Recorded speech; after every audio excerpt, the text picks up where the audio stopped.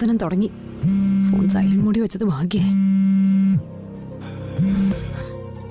Hello എടീ, ഞാനാ വൈശാഖ്. മനസ്സിലായി. എന്തായി കാര്യങ്ങൾ? എടാ, ഞാൻ ആ വാളെടുക്കാൻ പോവാ. നീ ഇടയ്ക്കിടയ്ക്ക് വിളിച്ച് ഡിസ്റ്റർബ് ചെയ്യല്ലേ. എടീ, നീ എന്തെങ്കിലും മണ്ടത്തരം ചെയ്യാതിരിക്കാനാ ഞാൻ കൂടെ വിളിക്കുന്നത്. ഞാൻ ഒരു മണ്ടത്തരവും കാണിക്കില്ല. ഇനി അഥവാ ആരെങ്കിലും കണ്ടു വന്നാ ചെയ്യാനുള്ള കാര്യങ്ങൾ കയ്യിൽ കരുതിയിട്ടില്ലേ? അറിയാം, ഇത് ഞാൻ മണപ്പിച്ചോളാം.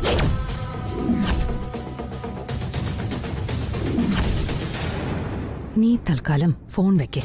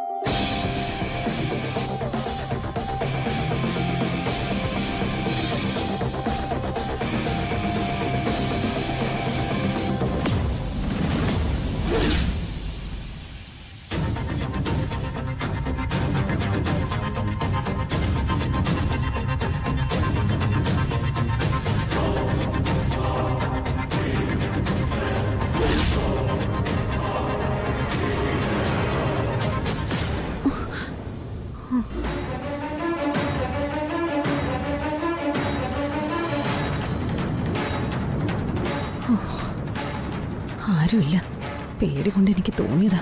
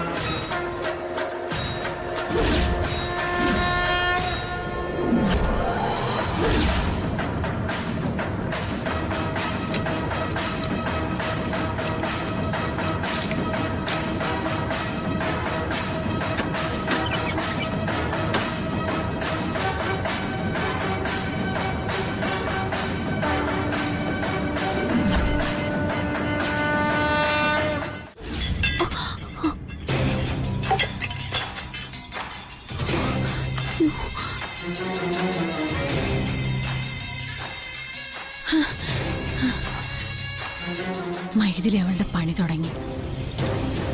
ഒരു കുഴപ്പം കൂടാതെ വാൾ അവളുടെ കൈ കിട്ടണേ എന്റെ ഭഗവാനെ.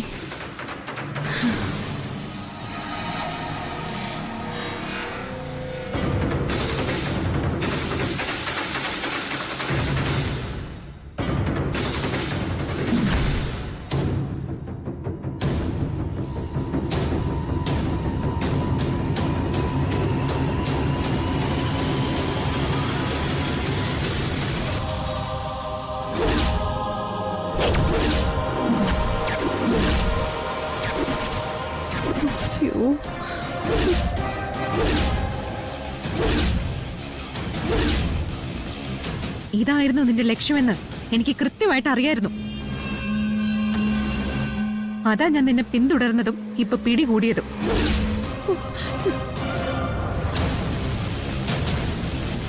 പരദൈവങ്ങൾ കാവൽ നിൽക്കുന്ന ഈ ഉടവാളിന് എന്റെ മനസ്സും കാവലുണ്ടായിരുന്നു. ഇതും കൊണ്ട് രക്ഷപ്പെടാന്ന് നീ കരുതിയെങ്കിൽ നിനക്ക് തെറ്റി. ഇനി നിനക്ക് രക്ഷയില്ല.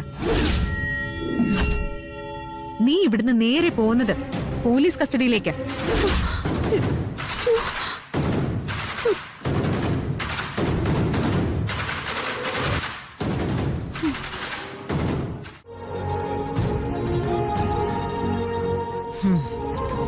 നിന്റെ മനസ്സിലിപ്പോ അവൻ മാത്രമേ ഉള്ളൂ അല്ലേ? അതാ അത്തരം സ്വപ്നങ്ങൾ കാണുന്നത്. അതിപ്പോ സ്വപ്നമൊന്നുമല്ലല്ലോ, അവരിഞ്ഞ് വരും താമസിയാതെ. ജേട്ടനെ ഉടനെ കാണണമെന്നൊരു തോന്നല് മനസ്സില്. ഈ സ്വപ്നം കൂടി കണ്ടപ്പോ ഇരട്ടിയായി. എനിക്കും അവനെ ഒന്ന് കാണണമെന്ന് ആഗ്രഹമുണ്ട്. ഈ ഉടവാള് കൊടുപ്പും ഉത്സവ ചടങ്ങുകളും ഒക്കെ ഒന്ന് കഴിഞ്ഞോട്ടെ, എന്നിട്ട് നമുക്ക് ഒരുമിച്ച് പോവാം. ഉം? ആ മോളെ, ഉടവാൾ ഏറ്റുവാങ്ങാനായി ആ തന്ത്രിയും മറ്റും ഇപ്പൊ വരും.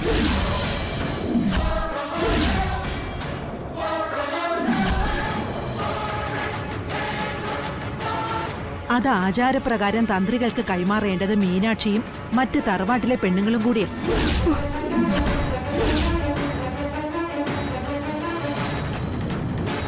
മീനാക്ഷി ഇതുവരെ എഴുന്നേറ്റ് വന്നില്ല. നീ പോയി ഒന്ന് അവളെ വിളിച്ചേ. ശരി അമ്മ.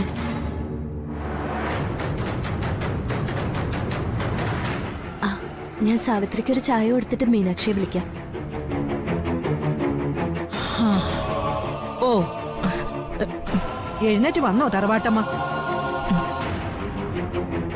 നിനക്കെന്തു പറ്റി? മുഖം വല്ലാതിരിക്കുന്നല്ലോ. ഏയ് ഒന്നുമില്ലമ്മേ. എന്താ, രാമഭദ്രനുമായി ഇന്നലെ ഫോൺ ചെയ്ത് വഴക്കുണ്ടാക്കി? ഏയ് ഇല്ല. അവരൊന്നും രണ്ടും പറഞ്ഞ് വഴക്കുണ്ടാക്കി കാണും. അതവര് ഭാര്യാഭർത്താക്കന്മാർ തമ്മിലുള്ള പ്രശ്നം. അത് അവര് തന്നെ പരിഹരിച്ചോളും. നീ നിന്റെ കാര്യം നോക്ക്.